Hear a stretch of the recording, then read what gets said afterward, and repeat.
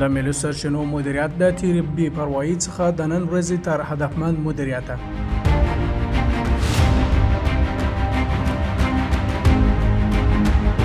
د هر هیواد لپاره د ملي سرچینو مدیریت د هغه د اقتصادي او سیاسي خپلواکۍ ملا تیر ګڼل کیږي، خو په افغانستان کې دا موضوع کلونه د جګړو، کمزوري اداري، فساد او بهرنیو لاسوهنو تر سیوري لاندې پاتې شوې وه.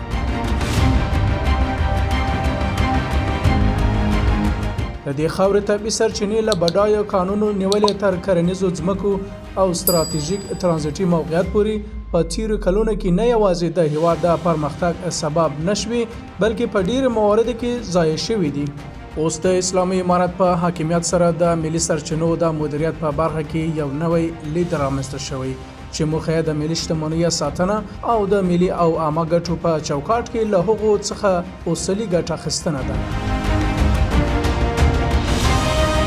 په وروستیو کلونو کې د نړیوالو بنسټونو لکه نړیوال بانک او نورو څېړنیزو ادارو راپورونه ښیي چې افغانستان د میلیارډونو ډالرو په ارزښت معدني زیرمې لري، خو د امنیت نشتوالی، اداري فساد او د منظم مدیریت نشتون د دې سبب شوی و چې له دې سرچینو څخه اغیزمنه ګټه پورته نشي. اسلامي امارت د سراسري امنیت په تامین سره په دې برخه کې د پانګونې یو له مهمو خنډونو څخه لرې کړ او د سرچینو د لاشه او شفاف مدیریت لپاره زمینه برابره کړې ده.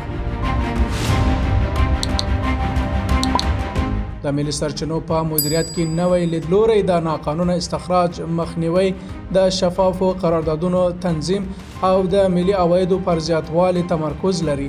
پخوا د څارنې کمزورتیا او فساد د دې لامل شوی و چې د طبیعي سرچینو ډیره برخه عواید له منځه ولاړ شي، خو اوس د متمرکز سیستم په رامنځته کولو سره دا بهیر اصلاح شوی او د هیواد سرچینې د ملي پرمختګ لپاره کارول کیږي.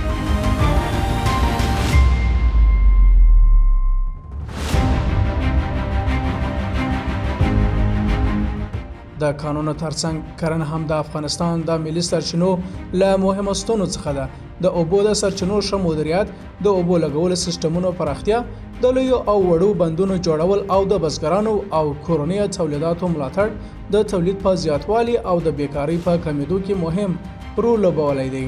دا ګامونه نه یوازې اقتصادي وده رامنځته کوي، بلکې د هیواد د خوړو خوندیتوب هم پیاوړی کوي. سربیره پردې د افغانستان جغرافیایي موقعیت د سیمې د اقتصادي څلورلارې په توګه چې د مرکزي اسیا، جنوبي اسیا او منځني ختیځ ترمنځ د ترانزیتي پول رول لري، یوه بله مهمه سرچینه ده.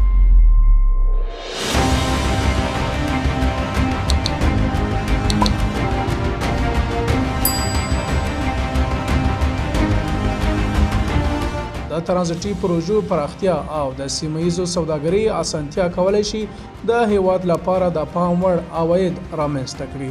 د لارو امنیت له ګاونډیو هیوادونو سره اقتصادي همکاري پراخول او په ګمرکونو کې اسانتیاوې برابرول له هغو اقداماتو څخه دي چې په دې برخه کې ترسره کیږي.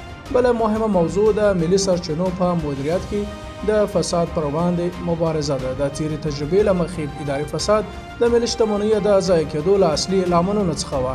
اوس د څارنیزو سیستمونو په رامنځته کولو او شفافیت په ټینګار سره هڅه کېږي چې د ملي سرچینو عواید په اغیزمن ډول په پرمختیایي پروژو او عامه خدماتو ولګول شي.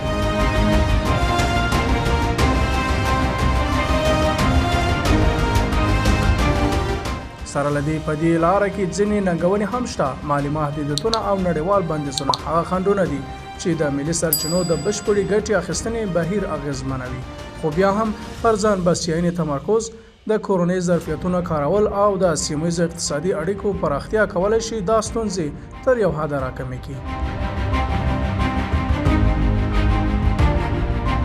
په ټولیز ډول په افغانستان کې د ملي سرچینو مدیریت نوې مرحلې ته داخل شوی دی. داسې مرحله چې پکې امنیت، شفافیت او ملي ګټې بنسټیز اصول ګڼل کیږي. که دا بهیر همداسې دوام ومومي، افغانستان کولی شي له یو متکي اقتصاد څخه پر یو خپلواک او داخلي ظرفیتونو پر بنسټ اقتصاد بدل شي. داسې اقتصاد چې د خپلو بډایو سرچینو پر بنسټ د پرمختګ لاره په ثبات او ځواک سره وهي.